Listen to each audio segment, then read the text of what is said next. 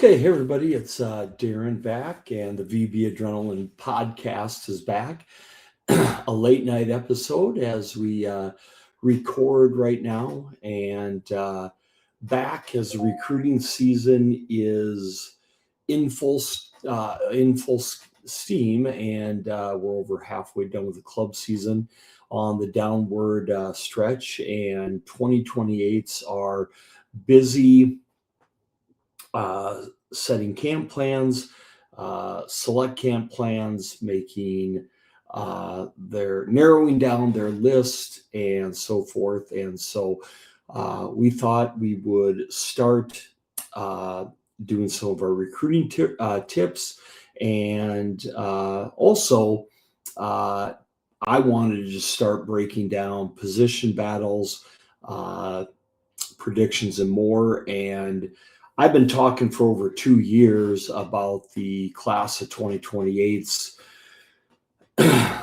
battle at the center position. And I wanted for the first time to break down and talk about what that position battle might look like a little more in depth, because it really is, for the first time ever in volleyball anyways, it could be extremely interesting and look more like what a basketball or a football quarterback recruiting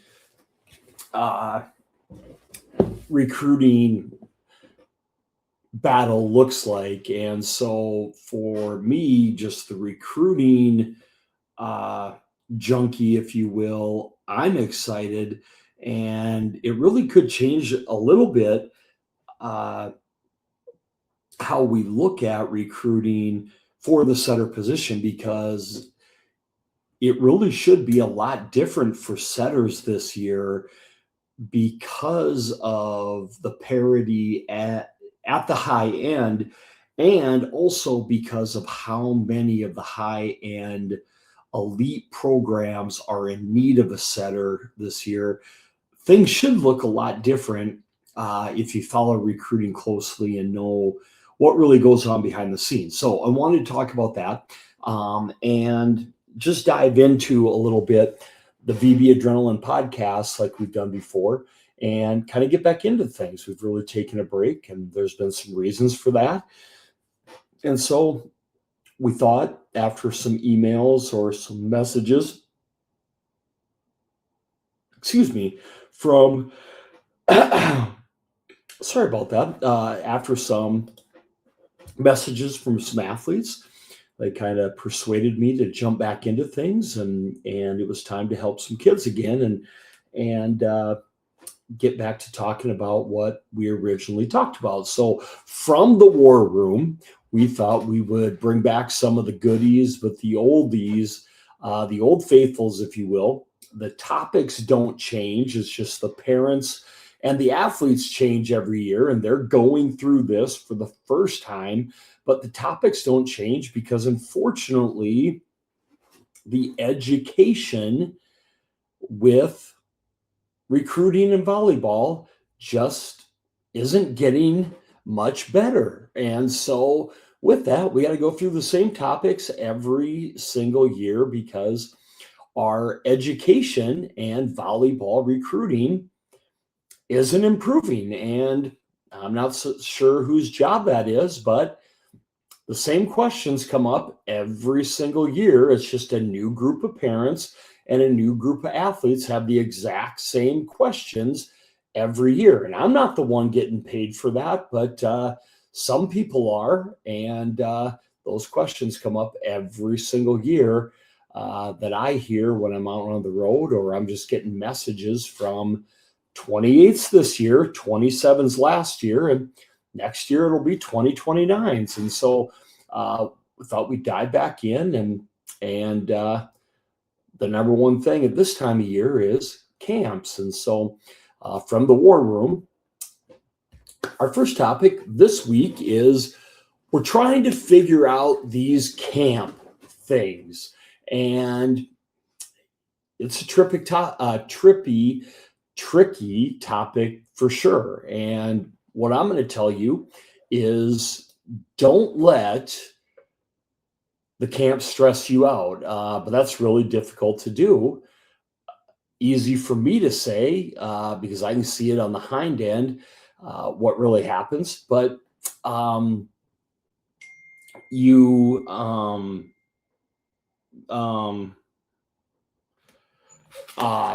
you don't let those things stress you out, even though that's hard to do. Camps are important. Different staffs treat them with more importance than others.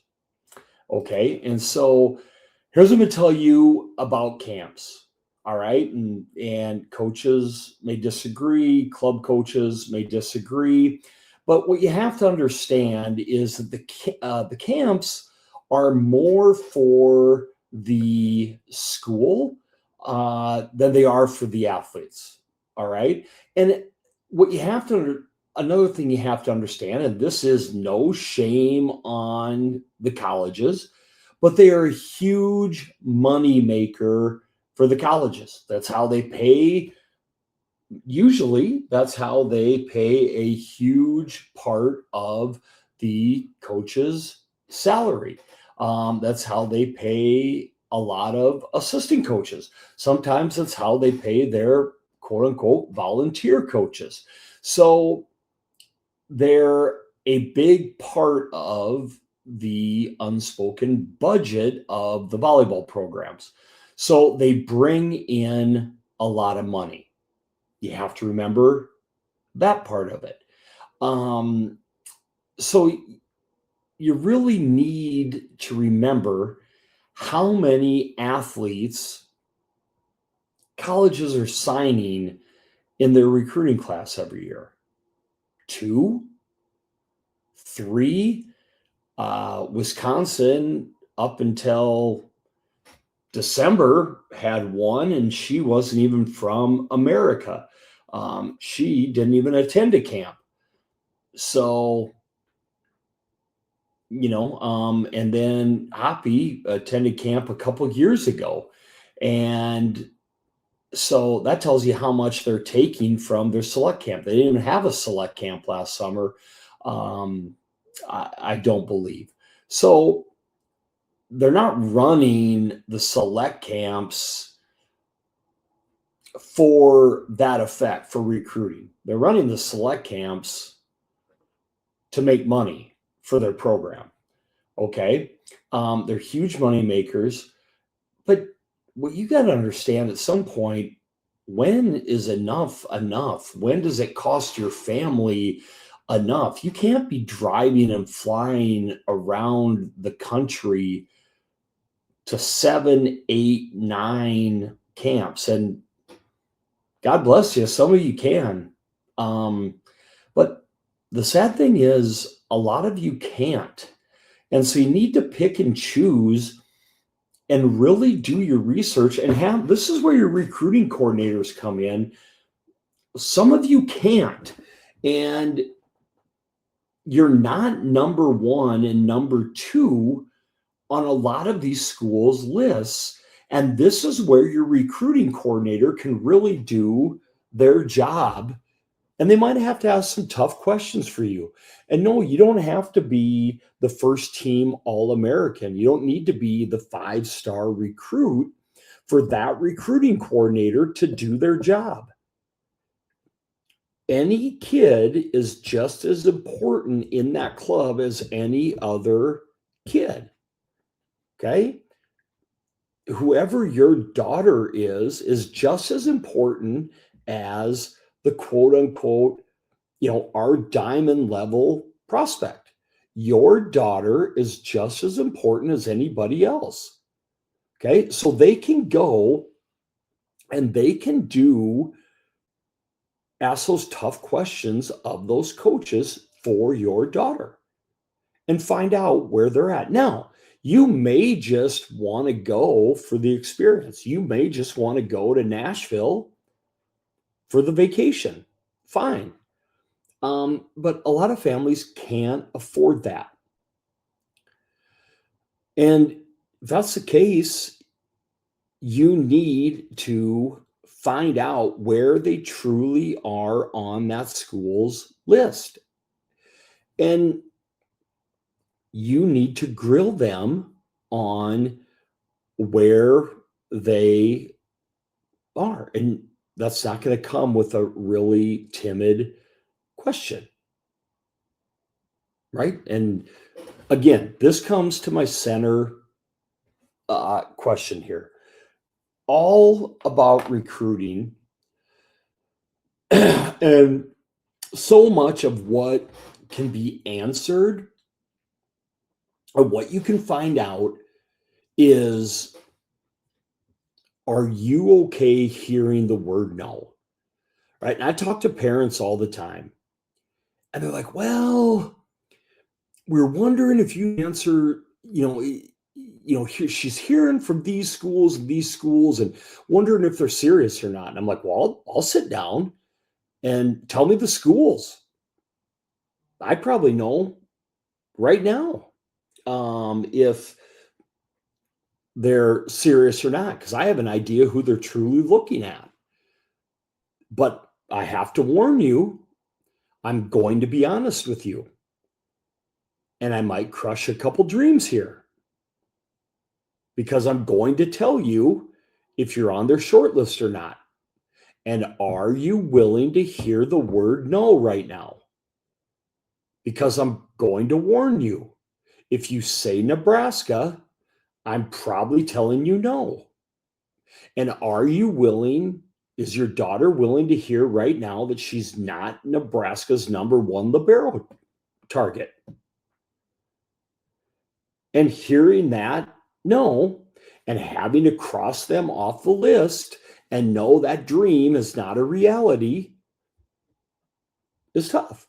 And a lot of times it's harder for the parent to cross that off than the athlete. Okay, so much with the recruiting is, are you willing to hear no? And so when so many people say, well, we want to keep our options open, all that means is you are not willing to hear, no, we don't want you, or no, you're not in our final list of 5. It's more you than it is the schools. And so you say, well, God, if we don't really ask, there's still a chance. So when you're ready to get serious, means you're ready to take a little bit of rejection. And that's okay. Because at the end of the day, you're going to hear it. Right? 98% of you are not going to get your one and only school. Right? And I hate to break it to you. And unfortunately, what I've learned in this little game is we're one of the few people out there that are shooting you straight. And that includes the training programs that are supposed to be getting you ready for the Olympics, right? That's just a glorified recruiting fair. And so they're not giving you honest evaluation because they might turn around and recruit you in a couple of years, and they don't want to upset you either. I don't want to upset you, but I've also been through this recruiting game and I know how it really works. And I'm just trying to open everybody's eyes to it. And what I've learned is that's made me like the most least popular person in volleyball, because I didn't realize that everybody just handed out candy and nobody told y'all the negative parts of recruiting, right? In volleyball, we do all the cool rankings and we tell everybody how awesome we all are, but nobody in volleyball wants to say the negative stuff that happens. And I'm like, don't we need to teach you guys That, like, that's what a 16-year-old needs to prepare for. And so I came out teaching that and figured out I was one of really the only ones. And then everybody got ticked off at me, and it was pile on me. And then you have no idea how many people call me a year into college and say, boy, you were right. Well, it doesn't stop the nasty grams from parents and athletes, right? Because I tell them when they're juniors in high school and everybody else is telling them how amazing they are, right? It doesn't stop me not getting invited to the cool kids parties anymore, right? Because I'm the only one trying to warn you that life isn't, candy and roses at college, right? So when you're ready to hear the word no, you can get serious about recruiting. And that goes with camps. You think if they invite 6 setters to a camp, all 6 of you are getting an offer? So you might want to check on those things before you pay all that money to go there. And that's where your recruiting coordinator should be helping you and be honest with you, right? No matter where you're ranked or what level it is, they should be helping all of you the same. I would think each one of you should be just as important as the next one. Okay. And the other thing is right here. If the college wants you bad enough, it doesn't matter if you go to camp or not. Okay. Now, trust me, I've heard coaches say, well, they got to be at camp or we're not recruiting them. BS. Okay. BS. You're telling me if next year Kari Knotts doesn't go to camp, but she says, hey, DBK, I want to go to Nebraska. Well, you skipped Dream Team camp this summer. Can't come. It's ridiculous.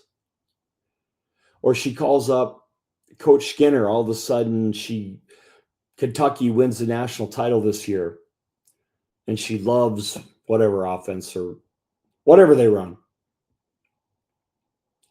And she calls Coach Skinner and says, Coach, I've never gone to camp there, but you know what? I love the stuff you ran for Brooklyn DeLay, and I want to be a Wildcat. You think Coach Skinner is going to say, nope, you got to come to my camp, and you've never been to my camp, Kari. You can't come here. That's stupid. If you're good enough, they'll look past the fact you didn't go to camp. Again, are you willing to hear the word no? The reason they say you have to come to camp is because you're not good enough. It's because they're comparing you to somebody else. They saw them at camp. They didn't see you, and you're not just amazing. Okay? And that's hard to hear, but that's what it comes down to. Okay? You were really close with this other girl. She paid the money. She came to camp. They coached her up. They saw how she responded to their coaching. They took her. You didn't come. Okay? You didn't do what they asked you to do. Okay? And they took her. Right? If you'd have been the number 1 ranked setter in the class and you would have tweaked your ankle and your parents couldn't afford it, but you wanted to go there, they would have taken you. Simple. Okay? They want the staff to evaluate you versus other players, right? That they're also looking at you and they want to see you run their drills, their tempo, their coaching style, and see how you do. But again, if you're good enough, they give you a pass. It's how good you are at the end of the day. It just is. So that's what you have to figure out. The less talented you are, the more of these things you have to do. Okay. But if they want you bad enough, you don't have to go. All right. Other wives' tales, and I'm just going to go through this again. I've been through it every year, and we'll talk about it later in the summer. And you won't listen anyways. But I'll ask anybody I interview, don't come back from camp and say, oh my God, the coaches were so nice. Oh, and their players, they were so good to me. And oh man, their culture was so awesome. And the campus, God, I just love their campus. Okay. I'm going to tell you this. If the coaches are not nice to you at camp, when are they ever going to be nice to you? Right? If you're really serious about a school, you should start DMing or talking to their players now and asking them what their coaches are really like. Okay, camp is not real life. It's just not real life. It's camp. It's called camp for a reason. The players treat me so well. Okay, there's a great story out there about a top 10 program. Okay, and two setters to be, right, literally went to a camp a couple of years ago, and they got turned off by the setter that would have been a junior when they were coming in as freshmen. And bullied's not the word, but the setter that would have been the upperclassmen when they came in as freshmen basically was so mean to them. She was like, you better not come here to replace me. Well, if she did that to them, she wasn't even at school there yet. Right? So that was a red flag because that was at camp. That was the culture. Right? Now, ironically, one of those people ended up going to school there because the culture, as we like to say, was good enough that they overlooked that in the end. And this player is, you can't believe everything you see on TV, but that's what I mean is if they're that way at camp, how do you think it is in real life, right? Right? But they better treat you well at camp because that's as good as it gets, right? So don't go to camp and think this is how it is in real life. That's as good as it gets. They are literally told to treat you a certain way at camp.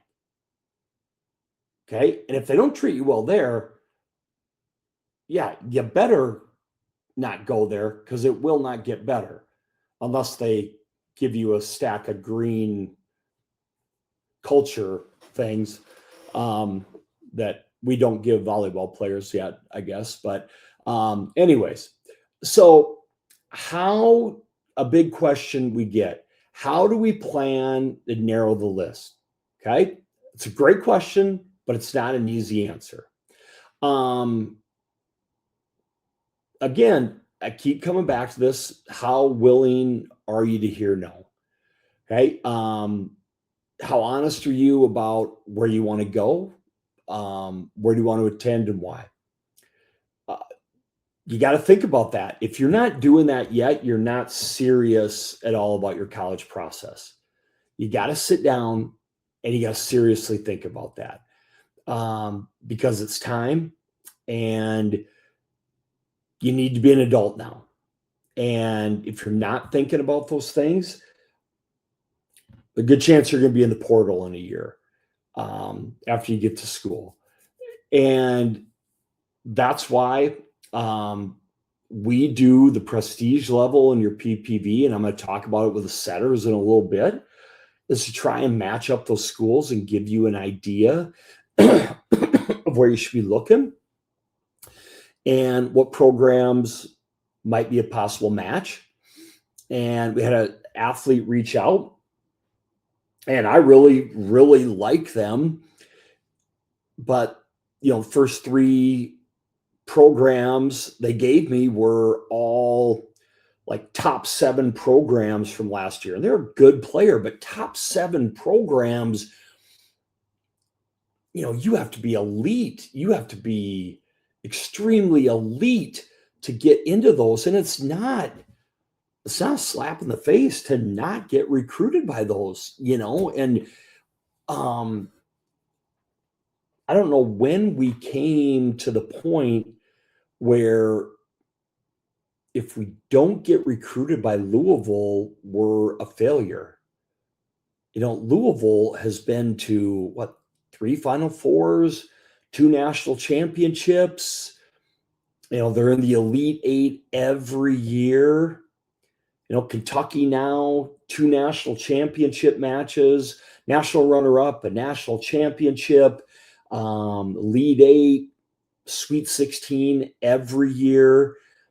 Those are great programs where I get it all the time, and I'll bring this up. We bring up our PPV values. You're missing the boat if you're an athlete that has a score and evaluation orange. You are an upper 15% of volleyball players in the country. And I get DMs and emails from parents like, what the heck is wrong with, you're an idiot. I'm like, idiot? Your daughter's upper 15% in the country. Right? Like, perspective, people. And the other thing is a person like Coach Skinner, who I respect the heck out of, looks for fits in his program.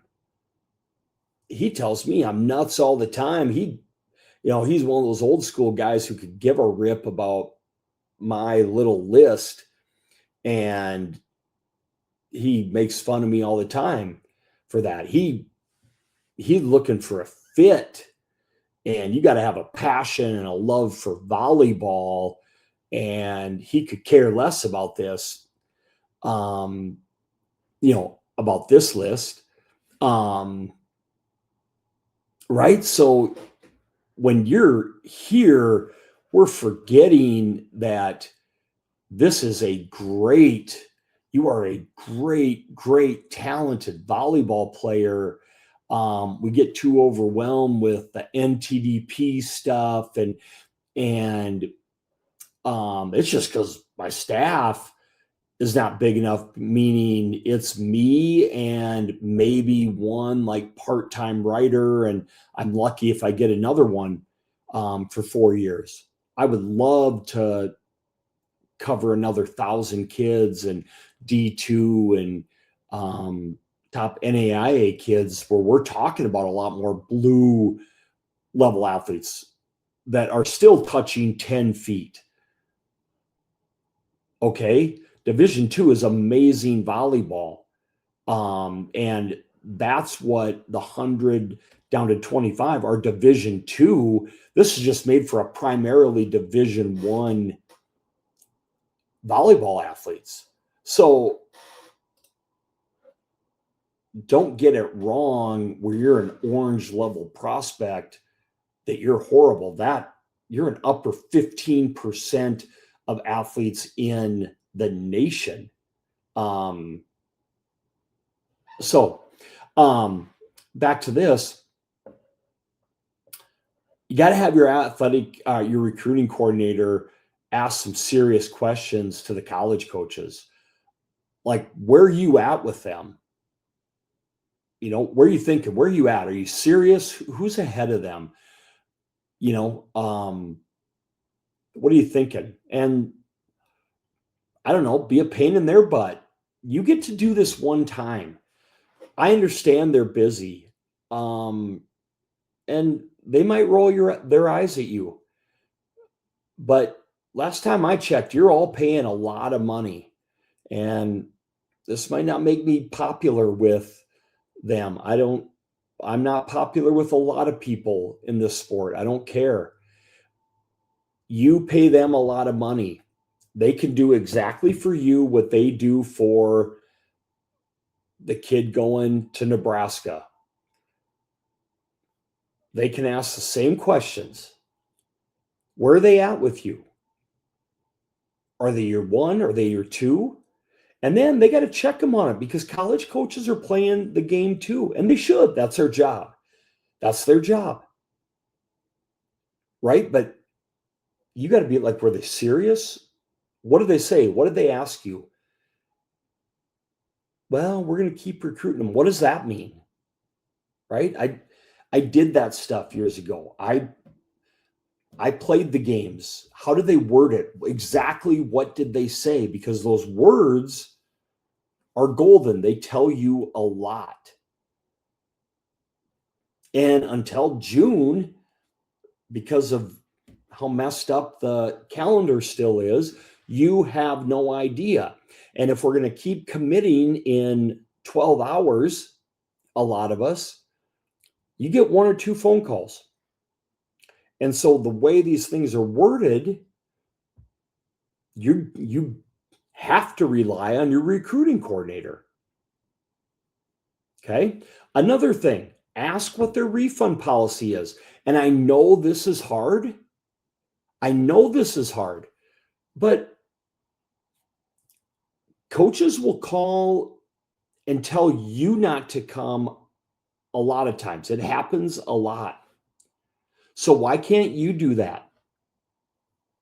Why can't you commit to a camp and then at the end, you found somebody better? When are you guys going to start understanding that you are the ones that are supposed to be being recruited? This is the one time in your career you have a little bit of power in this process, right? So when coaches invite you and then at the end, and it happens, they don't feel great about it, but they'll call you and say, hey, we had a change of plans with somebody else coming before you. It might be best if you don't come. We're going to give you a refund or whatever. Why can't you do that? If,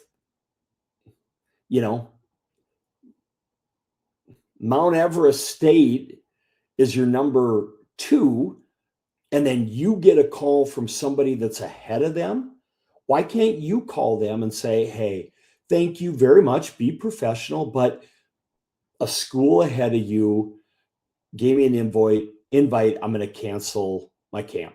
They appreciate that because they don't waste their time recruiting you. But you better know what their refund policy is. Okay. They cut kids all the time. It's not the fun part. They don't like to talk about it. All right. But you can do the same thing. You are being recruited. You have the power if you choose to use it. It's not fun. It's not comfortable, but you can, you can use it during this recruiting time. It's called advocating. Now, don't be a jerk about it. Don't be unprofessional. Okay. And the other thing is, I'm going to give you an example. This will happen come June. Some coach will get on and be like, hey, recruits, have the decency. This is my job. And have the decency, if you're not going to return a phone call, or if we have a meeting set up, have the decency to at least text me and tell me. They do it too. Okay. And I got a case in point. I set up a podcast trying to help out a coach, one of my other coaching friends, and I don't have many. Okay. I got a lot less than I had a year ago because they care about themselves. Trust me. Most coaches could care if I fell out of the biggest tree on the biggest campus in America. I promise you. I found that out the hard way this last year. But I had a coach What my coaching friend said was a great gal. New school, new staff. I liked them. Was cheering for them. Wanted to bring them on the podcast, promote their new program. You know, and so I said, hey, let's bring you on the podcast. Let's promote your program, build you up, and ask some questions. Love to see you guys do well. Sure. Take time out, schedule, get everything set up. 10 minutes before we go on, oh, I got to talk to the coach. Okay. So I'd set aside 2 hours out of my day. Not that my day is important, but I cancel it. Well, wait. Nope. The coach isn't available. So we cancel. Okay. Well, I'm kind of busy tomorrow, but hey, I'm off all day tomorrow. Well, I have plans. So my plans get canceled. Text the coach. Hey, coach, things got canceled. I'm available all day. No response. The coach had said, hey, but next week, we can do it next week. Great. Next week, not a word. Now, I know what happened. I know exactly what happened. Okay. That coach had somebody, maybe a spouse, doesn't like me. Okay. Did I get a call? Did I get an email apologizing, saying it wouldn't work? No. They did exactly what they tell you guys to do. But it's okay for them. So, right? So when they tell you that, that's a one-way street. Okay. They do the exact same things they tell you not to do. So that's practice. They just preach that. They don't all practice that. So just remember that. Okay. And that's at the highest level. That's at the highest conference. So good luck to them. All right. So time to start being real. And you got to understand, like I said, on the right, it's a business and you got to wrap your mind around it. It's a business. Okay. I say this all the time, the awards you get, the invites, the rankings, they don't care when you go to camp. You can't take prep whatever with you. Okay. When you show up that first day as a freshman, your little resume and all your rankings, they don't travel with you. It's a business. So parents, start teaching your daughter that right now. It's a business. Okay. All the rankings don't go with you when you're on that call, when you're at camp. It doesn't matter. They don't get up and call you out in front of the camp and say, this is the number 2 ranked, blah, blah, blah, according to prep, whatever. They don't do that. It's college. Okay. You need to try and figure out what choice you are. I keep saying that, but that's important. Okay. You can figure that out by how they move you around on courts. Figure it out. Hopefully you do that before you go and before you spend the money. Do you want to go there just so you can say, hey, I went to X's camp? Or do you really want an offer to play there? Again, that's a financial thing. Can you see them at your club camp? And I love that some are doing it. Metro Volleyball does a great job because of some of the socioeconomics of a lot of the kids that play at their club. They have a huge camp. More and more colleges are having that, having these. But if you can see a college at your club college camp, will that work? And talk to them about it. Be honest, be open. Hey, family's on a tight budget. Okay, my family's on a tight budget. I talked to somebody 2 years ago. I said, hey, I don't see you down to go to many club or college camps. And about broke my heart, but she's like, NTDP is really expensive. That's all my family can afford. Okay.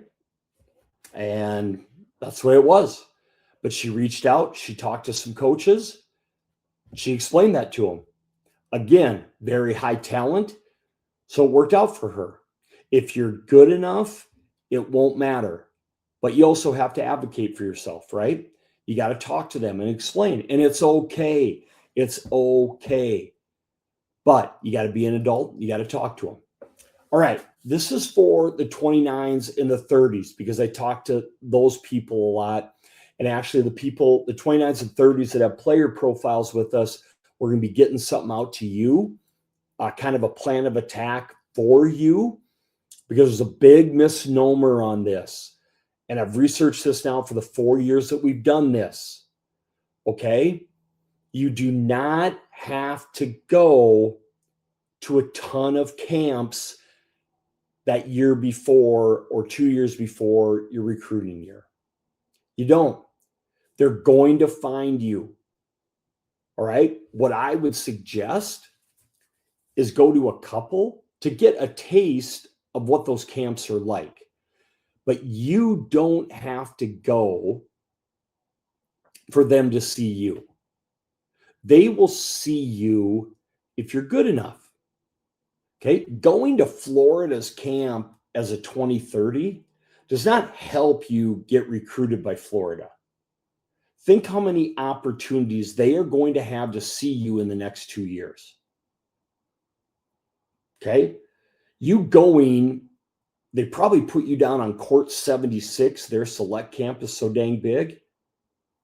And think how much work they have to do, and think how much college volleyball changes between now and then with the transfer portal, right?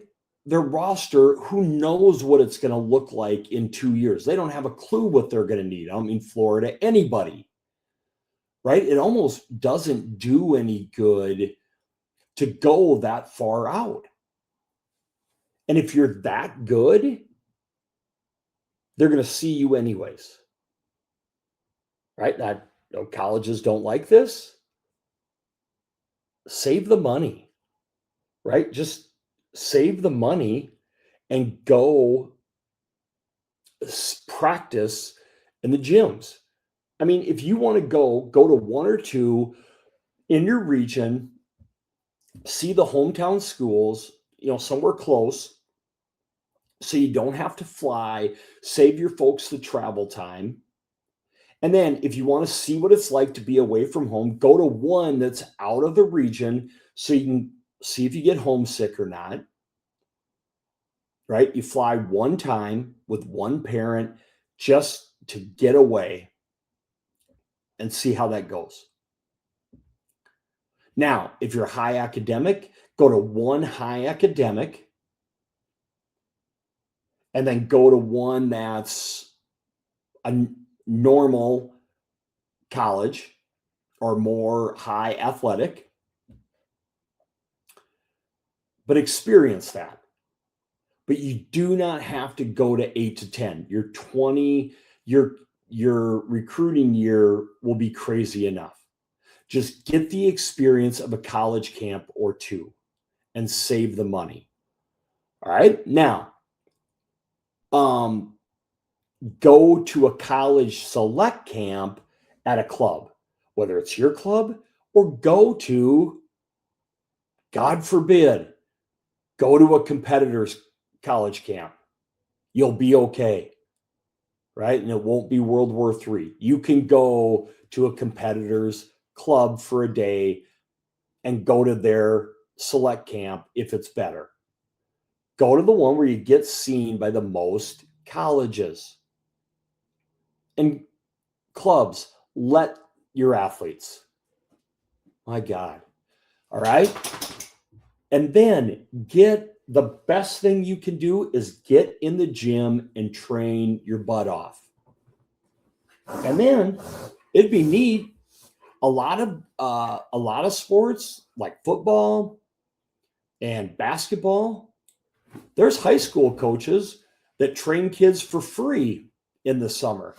You go to your high school and the football coach opens it up and they work with linebackers and quarterbacks and running backs and do drills for free, because those kids already pay the rest of the year. So that's a crazy concept. If your high school coach is a club coach, go to the high school and get as many free hours of training in because you already pay the rest of the year. I know, not making me popular with the club coaches, but that'd be neat. Save money that way. All right. Now, when we move on, I want to finish with this. I'm pumped about this. It's the great setter debate of 2028. We're going to switch gears. So we're going to talk about recruiting. And I've been excited about this for 2 years now. And it's more for volleyball fans, recruiting fans, because it's different, and college fans, Texas fans. So this goes in to our PPV levels that we talk about. And this is a case study in why we talk about these. Now, these colleges probably don't use this. They may not use this exact, I'm sure they don't use this exact terminology, but this is why we talk about this. And this year is at the setter level a case study for why we talk about this and what it means. All right. And it's about as close to perfect as we can get. Okay. So what we say is Nebraska and Texas are at our diamond level. Okay. Nobody says no to Nebraska and Texas. And that will be challenged this year. But there has never been a year where this many of the top programs have all needed a setter in the same year. Right? And there's also never been a year where, Jocelyn, sorry, you don't need my mug in there. There's also never been a year where there's been this many highly evaluated setters in the same class. All right, we could even throw a couple more in here. And if you followed over the last couple of years, we've thrown in just some recruiting tidbits that I've learned from coaches over the years, right? And a couple of years ago, after the year, I think I told you I caught a lot of heck for evaluating Bellamy Boyce, who's at Kentucky now, Idaho Crush, and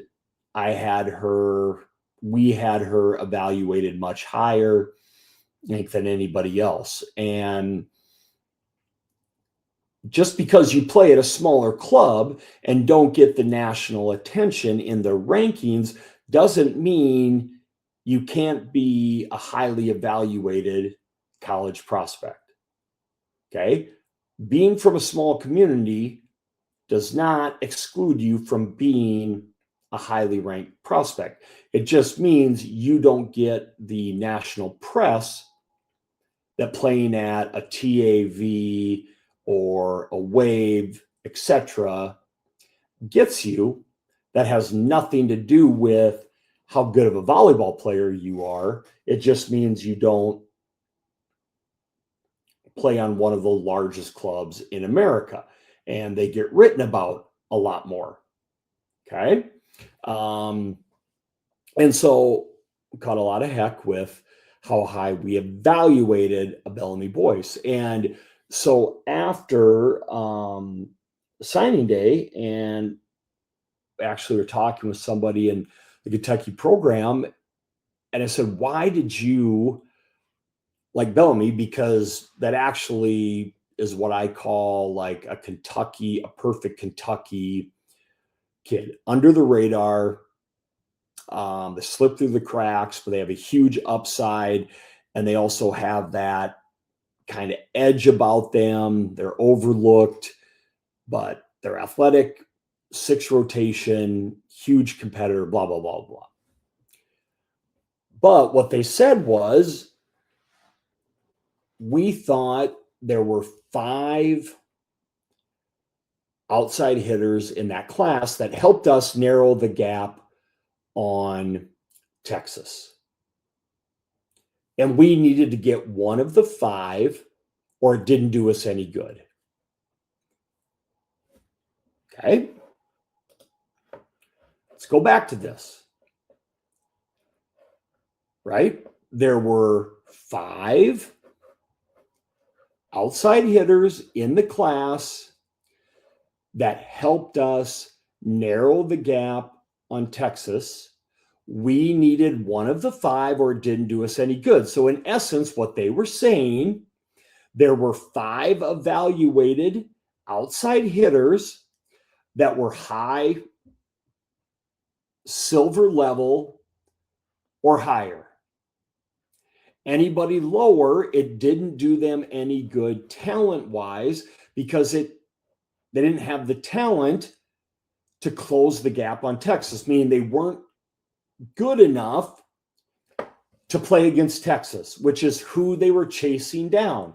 And it didn't do them any good to recruit anybody lower because they couldn't play against Texas, right? And no disrespect, but they didn't need to get somebody to play in the lower half of the SEC. Their goal was to bridge the gap on Texas. That's who they needed to beat. And that's the whole process behind the PPV, if you're following me. It has nothing to do with rankings, okay? To say, oh, you're number 2 in California and I'm number 6 in Texas. What does that mean? It doesn't mean anything. How do you compare 6 in Texas to 2 in California? You can't. Okay? But a PPV of 280 means the same thing in California as it does in Texas. Right? It's the way to evaluate an athlete anywhere in the country, actually anywhere in the world. And they needed to find an outside hitter, no matter if she lived in Idaho or Texas or California. And what they knew was, well, Texas is probably taking the top girl. Nebraska's probably taking number 2. So that leaves us with 4 girls. We need to get one of them. And they got Bellamy boys. Right? So they did the same thing. And as we go here, these are the top 7. Okay. And these are the top 7 prestige level programs needing a setter this year. All right. There's never been this many high prestige level programs needing a setter in the same class.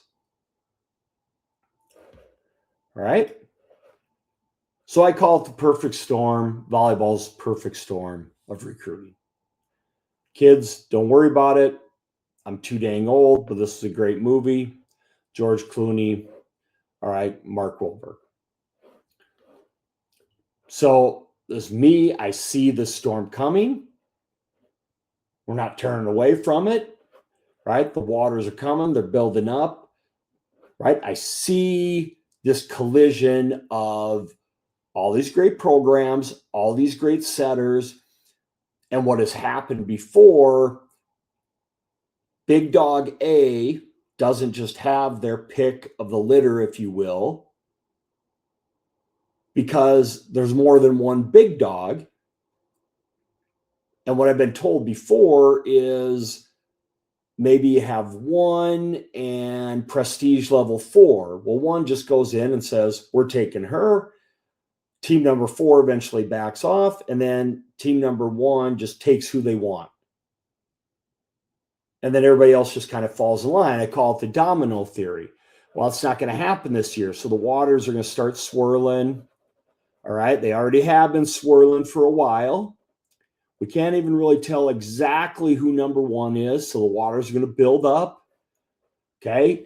And I don't think they're backing up Okay. And they're two pretty stubborn, actually three. And we're just going to head right in and I'm going to be there for it. Okay. And we're going to crash into it. And there we go. And they're not backing down because this is what normally happens. All right.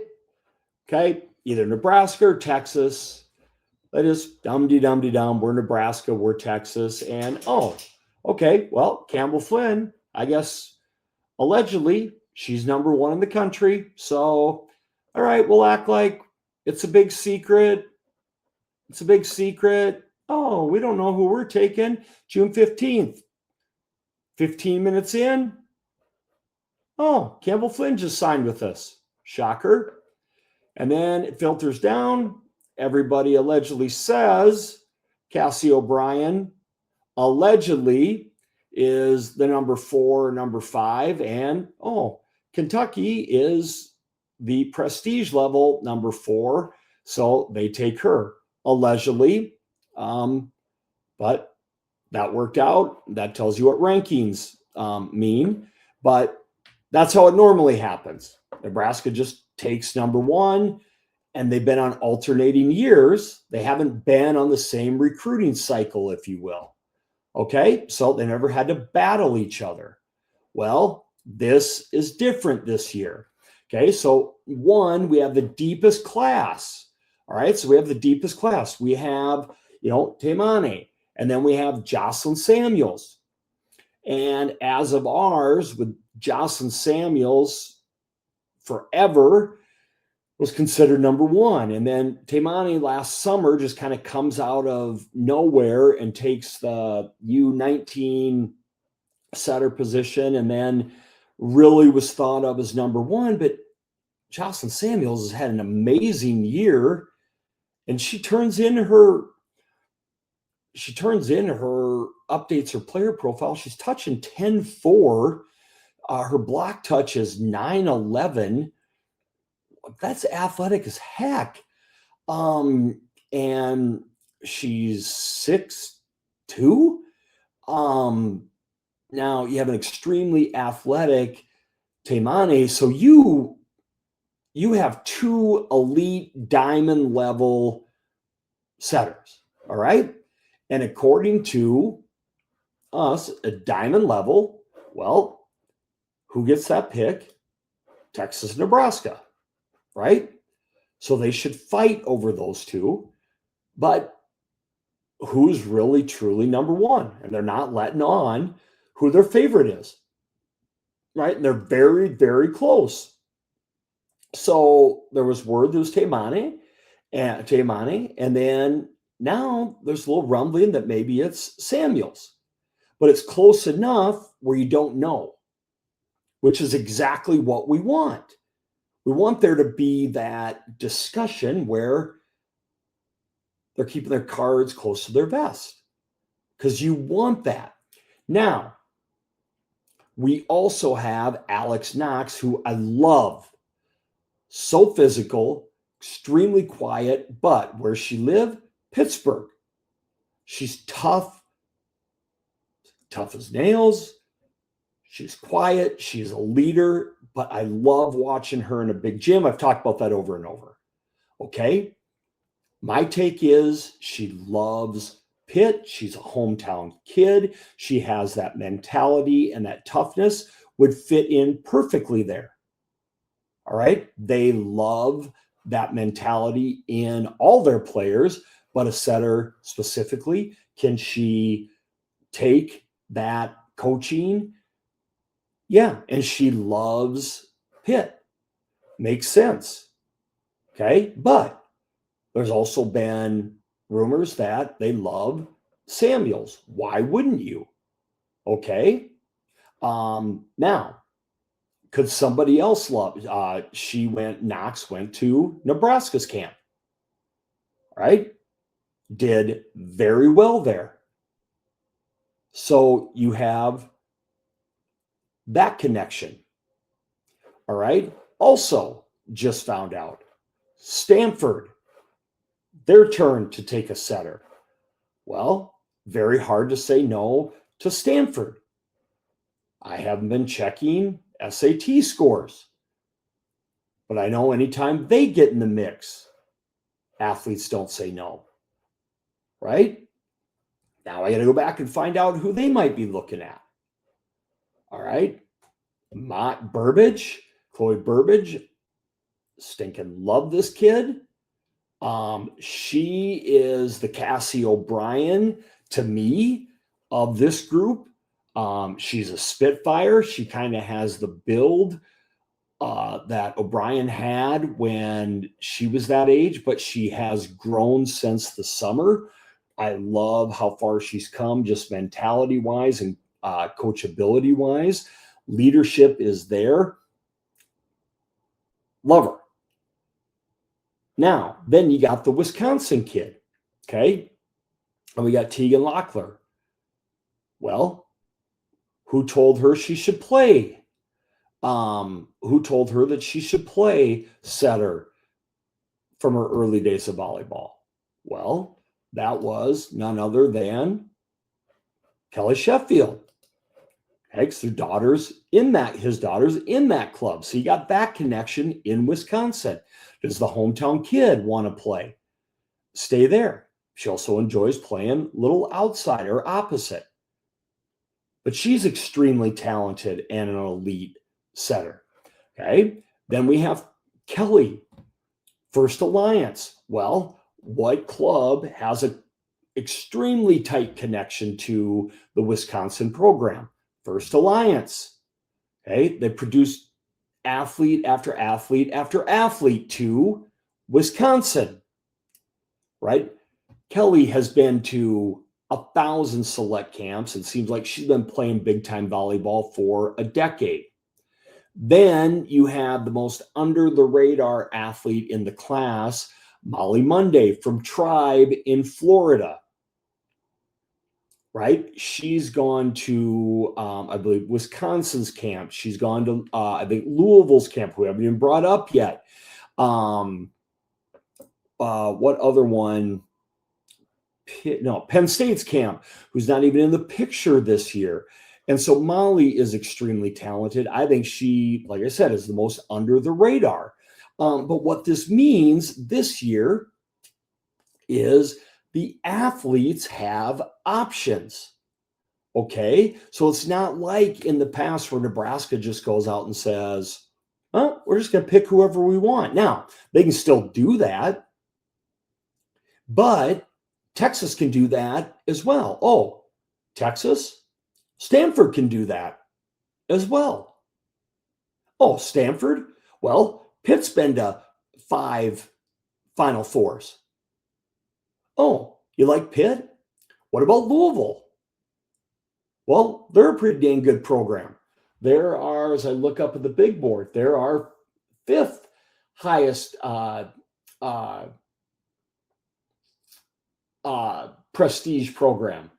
Okay, so we got 1, 2, 3. Penn State's out for 5, 6, 7 this year. So we got all but number 4 this year in for a setter. So you can't just go in and say, we're taking whoever, right? And you also have 2 diamond.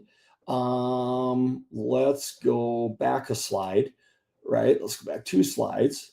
3 slides. So we have 2 diamond level setters, meaning potential player of the year, start day 1 type setters. We have a gold in Knox, which means you should have a very good chance of going anywhere and starting day 1, that type of setter. And then you have 5 or 4 at least, and I think we have another one that we're not even naming yet, another Austin kid that are silver, meaning by the end of their first year, potentially, depending on the system that they're in, could come in, or they could sit for a year and be a 4-year starter. So you have 7 elite setters in this class, if not 8. That all would have been in the top 3 last year. according to, not me, professional scouts in the class. All right. Now, the other thing you're getting on the school side is you have competition from schools that all have similar rev share budgets. Now, I know I'm going to hear coach says, we don't have the same rev share that so-and-so does. They can all get a kid if they need to. All right. Let's just say that. None of these, well, except, I mean, I would think Kentucky's on the outside, but they've been able to. And when it comes to a setter, they're very well respected in that category. They're just in the national championship match. Okay. So prestige-wise with setters, these are the programs. And they can tell a coach no, maybe for the first time ever. And my problem with the calendar has been the hard deadline. And I get it. I don't like it, but I get it from both sides, right? The coaches are like, hey, if I don't give them a hard deadline, my rival's going to do it, and I'm going to lose all these kids. But the one phone call and, hey, you got to give me an answer by the end of the phone call. Come on. Why even recruit them? You know? And so this might change that. Hopefully, they at least have a shot. You know, these top girls do. They actually control their own recruitment for once when, honestly, the top setters haven't. And that's kind of sad. These guys control their own recruiting. And we can let the big dogs go head to head. For once, I'd love to see it play out for a couple months, like a football recruitment, and let these guys offer away, counter offer, maybe go on an official visit. Not that they'd sweat it out, but let them sweat it out. You know, like, let's have fun with this. Let's get daily updates and let them go to a football game, you know, let them, heck, why not? I mean, why don't, you know, Timani and Samuels go to Texas football game together and then go to Nebraska the next week and then head to Pitt or Stanford and do what every other kid gets to do and, you know, what all the basketball recruits get to do and live it up. I mean, let's do the whole thing. So here's a couple scenarios I drew up. And so here's what I think is just, and this is all me making it up. So athletes, parents, whatever, it's just me living in South Dakota and being bored in March. But no truth to it, it's just me doing what I do and speculating. So what I think as far as options is I think Nebraska and Texas both have Taimani and Samuels. I don't think they would go beyond that. Maybe Nebraska would look at Knox as well. I don't think Texas does. And that's the other option. And we saw some teams do that last year, is they have the option to pass and wait till next year. And that's what these schools up here are doing, is they're kind of just sitting back and being like, hey, we'll wait, because guess what? Out of nowhere, the 2029 class has developed, and I see 4. I think I see 2 diamond, and not the 2 that, again, the rankings are going to pick. I think I see two diamond, and a high silver, potentially gold for sure. I think I see four elite setters for sure. And I think we're going to have a fifth by the time the class is done. But these guys are kind of hanging back, saying, "Hey, we have our setter. Next year's our year," and they don't want anybody to pass. They're like, "Hey, figure it out. Take your setter. Leave us alone," because they're all in great shape for next year. Take this year off. Stay on the 2-year plan. But I think some of these schools look around, and again,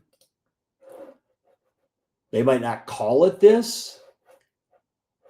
They might not score it this way, but they have it mapped out and they say, okay, here is what we need to meet our standards, or to beat, or to go up, or to move up as a program. We're going here, or we're going to wait. Like, we're going big time. This makes us better, or not, and then we'll wait. Right? Like, hey, we're at the silver level. This is our prestige level. We have her evaluated. We have these two evaluated. We know that Texas has taken her.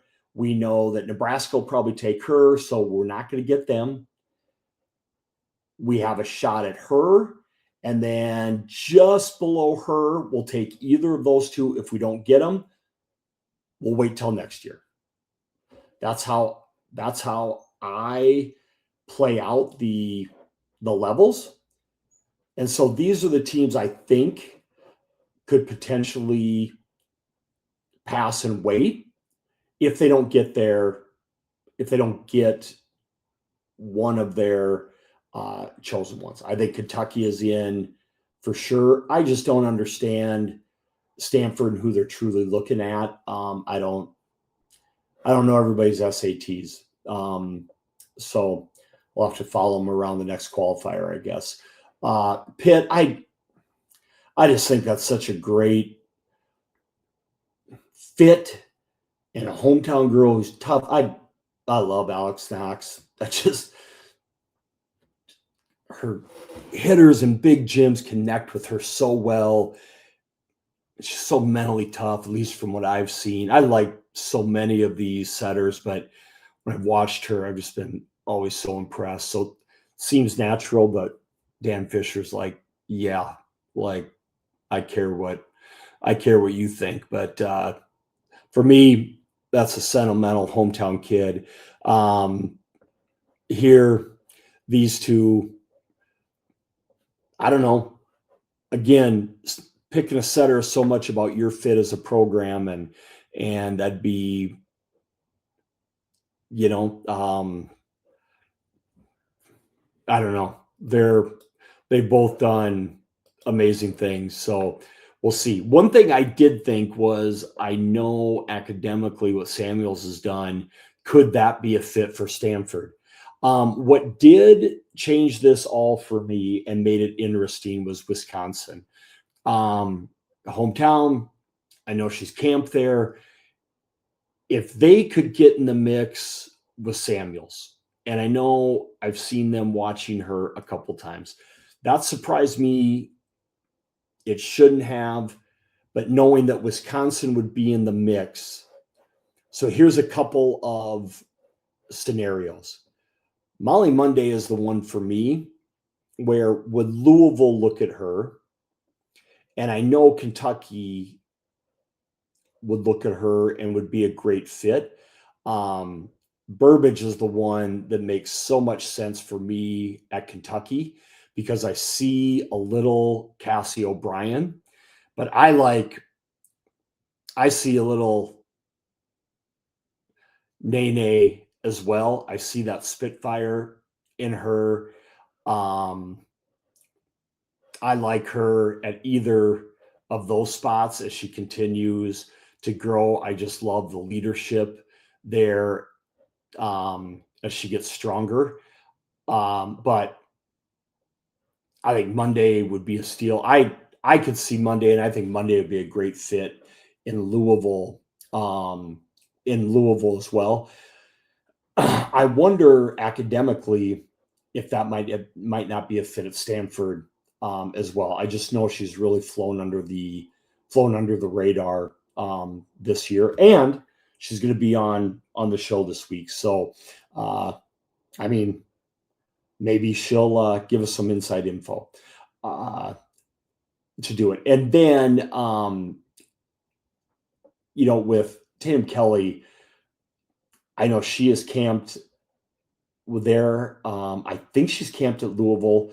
I know she's camped with Wisconsin as well. And so just a solid, she had gotten about 1.5 inches taller when I saw her at Triple Crown as well. So, and then you have the Wisconsin pipeline with First Alliance too. So, anyways, I will go through this fast too. Oh, and these guys hiding out down in the corner also need stars, and SMU and SC. SMU is actually on the prestige level, has moved in front of USC, but two schools who have the rev share to afford anybody on this list. I wonder, because there isn't a Dallas setter, really a hometown kid, but they're right knocking as well.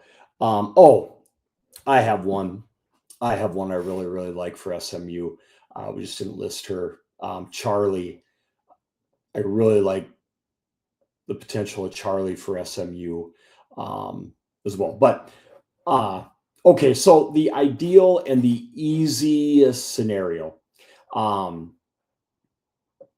If Texas, and I don't know if it'd be win out, but Taimane goes to Texas. And I do think that would be the most head-to-head battle, would be Texas and Nebraska going head-to-head for Taimane. I do think, if I would say Samuel's number one, my gut has always been Nebraska. That's just the way it is around here in the Midwest.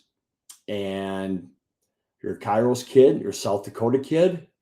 I mean, you're following Bergen, right? Like, what else to do if you're a South Dakota kid? That's a dream come true right there. And it's Nebraska, right? But if that would happen, my guess would be, looking at the board, Wisconsin would potentially wait. I'm not going to guess on Stanford because it would be a guess. Pitt, Alex Knox makes total sense. I would go here, but it could very easily be flipped. Very easily be flipped. I could then see Kelly going to USC.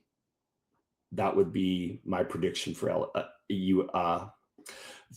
Kelly to USC. Now, where it gets really interesting, I'll end up with this, and we'll skip the questions for this week.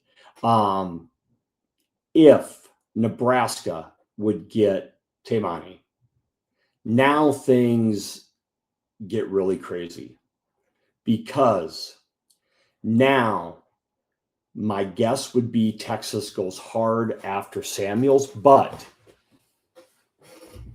I know there's always been, I think, and being a Midwest kid and a Big Ten kid, how is there not interest in Wisconsin?